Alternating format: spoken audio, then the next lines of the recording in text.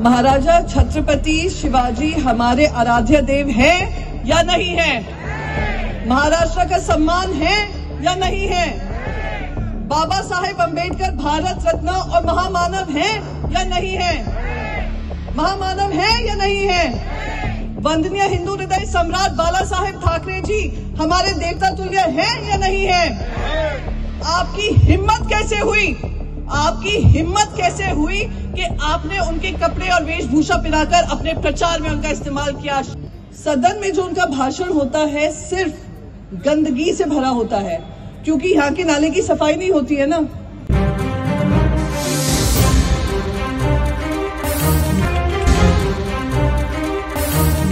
अंधेरी विधानसभेत निवडणूक प्रचार जोरात सुरू असून महायुतीचे 2 टर्म आमदार अमित साटम यांच्या कृतीवर विरोधकांनी टीका करण्यास सुरुवात केली आहे।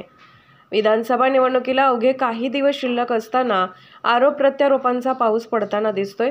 आमदार साटम यांनी छत्रपती शिवाजी महाराज डॉक्टर बाबासाहेब आंबेडकर आणि हिंदू हृदय सम्राट बाळासाहेब ठाकरे यांच्या वेशभूषा परिधान करून मत मागण्याचा मार्ग निवडला।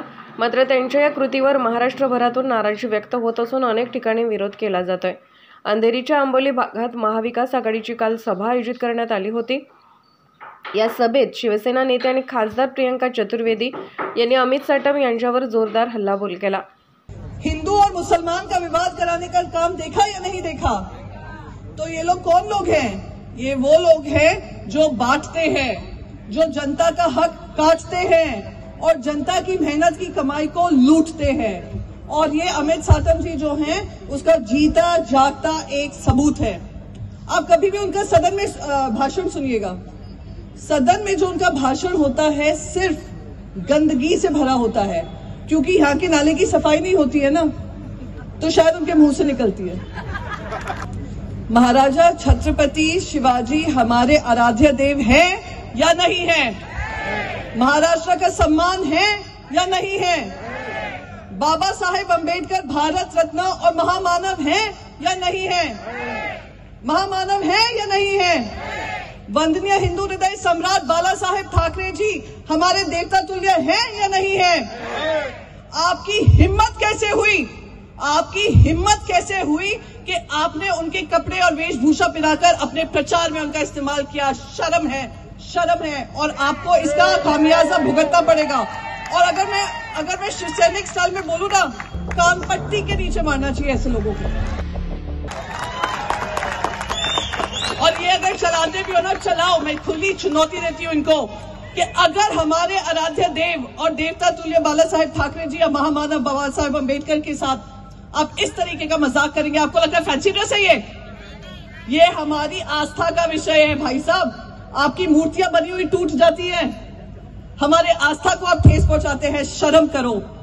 मैं आपको एक ही चीज कहूंगी इधर, और एक ही चीज से खत्म भी करूंगी कि अगर आप खुद नरेंद्र मोदी जी से प्रभावित हैं और फैंसी ड्रेस करते हैं और जाकर फोटो और प्रचार करते हैं, आप अगर देवा भाव जो मेवा भाव हैं आजकल, मेवा भाव वो गद्दार, वो 40 खोखे वाला गद्दार नहीं, 40 खोखे के 40 गद्दार, उन सबको अगर प्रचार करने से फुर्सत मिलती है, फैंसी ड्रेस कंपटीशन से फुर्सत मिलती है, और आप उनसे प्रभावित होकर, ये यहाँ के एमएलए वहां से प्रभावित होकर अगर ये काम करते हैं, मैं उनको बता दूं कि महाराष्ट्र में ये चलने वाला नहीं है।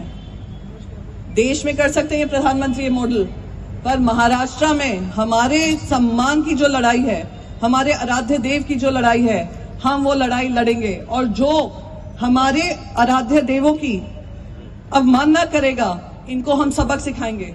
मेरी आप सबसे एक ही रिक्वेस्ट है, नो मोर दादा भाव, नो मोर दादागिरी भाव, नो मोर गुंडागर्दी। क्या करना है?